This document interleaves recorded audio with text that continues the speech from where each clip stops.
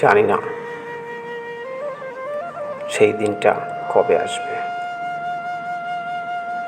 যেদিন ঘুম ভাঙলে আর তোমার কথা মনে হবে না, যেদিন ঘুমিয়ে যাওয়ার শেষ মুহূর্তেও তোমার কথা ভাববো না, হয়তো অন্য কিছু চিন্তা করে ঘুমিয়ে যাব।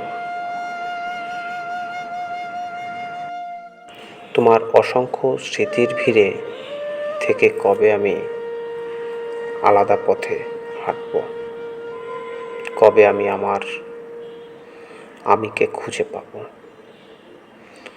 কবে আমি অনুভব করতে পারবো যে আমি আর কষ্ট পাচ্ছি না। আমি সেই দিনের অপেক্ষায় আছি।